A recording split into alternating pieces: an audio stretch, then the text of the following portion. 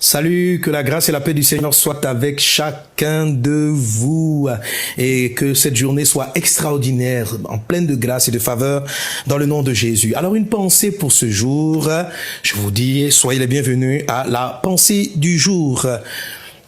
Ce qui me vient à cœur ce matin de partager avec vous, c'est ce texte de Philippiens chapitre 2 que j'aime beaucoup. Il est dit au verset 5, « Ayez en vous les sentiments qui étaient en Jésus-Christ, lequel existant en forme de Dieu, n'a pas regardé comme une proie arrachée d'être égal avec Dieu, mais s'est dépouillé lui-même en prenant une forme de serviteur, en devenant semblable aux hommes, et après s'être trouvé dans la situation d'un homme, il s'est humilié lui-même, se rendant obéissant jusqu'à la mort, même jusqu'à la mort de la croix. C'est pourquoi aussi Dieu l'a souverainement élevé. » Vous voyez, c'est pourquoi aussi Dieu l'a souverainement élevé et lui a donné le nom qui est au-dessus de tout nom, afin qu'au nom de Jésus, tout genou fléchisse dans les cieux, sur la terre et sous la terre, et que toute langue confesse que Jésus-Christ est Seigneur, à la gloire de Dieu le Père. Le Seigneur, dans ce passage, nous parle de la puissance de la vertu qu'on appelle l'humilité. La capacité à savoir s'abaisser, quelle que soit la position qu'on a, quels que soient ses droits, quelquefois savoir se taire, quelquefois savoir accepter l'humiliation. L'humilité est une chose qui peut nous arriver dans la vie de manière involontaire, comme peut être aussi un choix délibéré de nos actions, de nos actes. On est digne de quelque chose, on mérite une position et on la laisse aux autres. Quelquefois, la vie aussi nous amène des humiliations.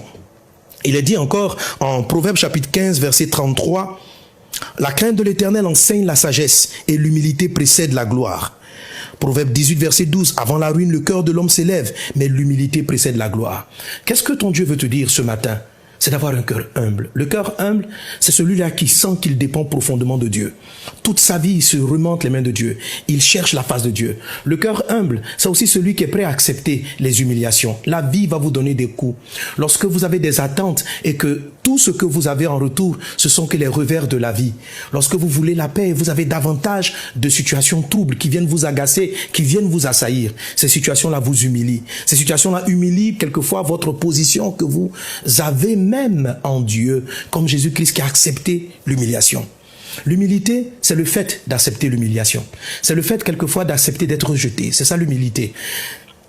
Acceptez l'humiliation. La vie ne vous fera pas toujours de cadeaux, ce sont des choses qui vont arriver, mais il faut être humble. L'humilité, c'est le fait d'avoir raison et de savoir se taire et de laisser la gloire apparaître aux autres. C'est le fait d'être dans son droit, mais quelquefois de savoir refuser pour éviter des disputes, pour éviter des problèmes.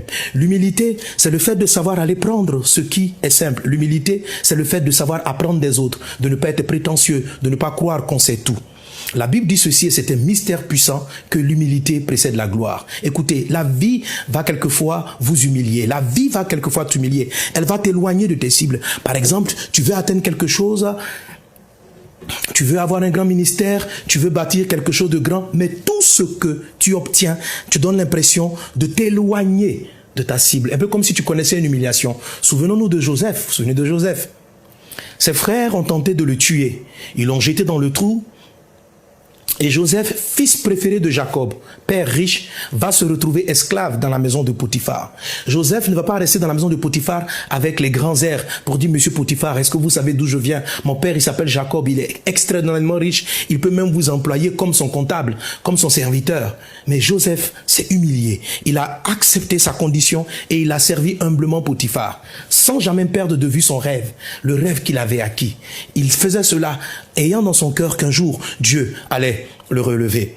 Sa droiture va lui valoir la prison. Il va refuser de coucher avec Madame Potiphar. On va le jeter en prison. Lorsque vous lisez l'histoire de Joseph, même en prison, Joseph n'était pas nerveux, colérique, irritable, amer. Il est devenu le chef même des prisonniers, exhortant les prisonniers, les relevant dans leurs moments de tristesse, interprétant leurs songes. Il a accepté la condition parce qu'il savait que le rêve finirait par s'accomplir. Il a accepté l'humiliation. Alors vous voyez, l'humilité fonctionne comme une balle. Vous voyez, une balle remplie d'air. Plus vous enfoncez la balle dans de l'eau, plus elle remonte puissamment et au-dessus de la surface. Plus loin vous allez enfoncer la balle, plus haut elle montera vers le ciel. plus les circonstances, le diable, les hommes, la méchanceté va vous enfoncer. Sachez-le, si votre cœur est humble, plus haut sera votre élévation. Vous sortirez puissamment de ces eaux troubles, de ces combats qu'on vous livre. La Bible dit ceci, Dieu élève les humbles. Dieu élève les humbles. Il n'est pas seulement que les élever, il les propulse à des sommets. Il est dit de la poussière, 1 Samuel 2,8, de la poussière, il retire le pauvre. Du fumier, il relève l'indigent pour le faire asseoir avec les grands. Et il leur donne en partage le trône de gloire. Car à l'Éternel sont les colonnes de la terre et c'est sur elle qu'il a posé le monde. Que ton cœur soit humble et Dieu va t'élever. Que ton cœur soit humble. Tout ce que les gens feront pour t'enfoncer ne contribuera qu'à te propulser vers le sommet. L'humilité ressemble encore à ce lance-pierre. Ah oui, vous voyez le lance-pierre. Le lance-pierre a cette particularité. On connaît tous les lance-pierres. Hein? Plus vous éloignez la pierre de la cible, plus vous reculez, plus elle atteint puissamment sa cible. Lorsque Dieu veut que vous atteigniez puissamment votre cible, votre destination, il permettra à ce que surviennent dans votre vie des choses qui vous humilient, des choses qui ont l'impression de vous éloigner de votre cible. Vous avez besoin de finances, vous avez besoin d'argent, mais c'est comme si votre vie financière ne fait que reculer. Plus vous reculez, sachez-le, vous êtes en train de cumuler de l'énergie, et vous allez atteindre puissamment votre cible.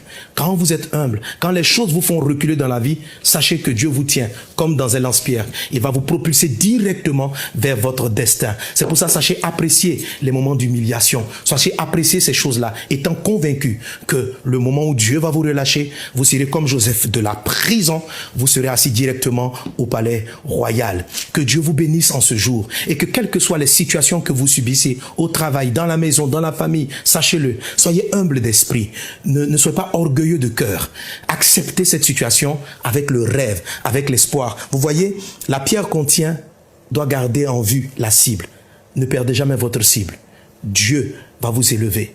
Il a donné un grand nom en Jésus et il le fait pour vous. Soyez bénis, extraordinaire journée en Jésus. Amen.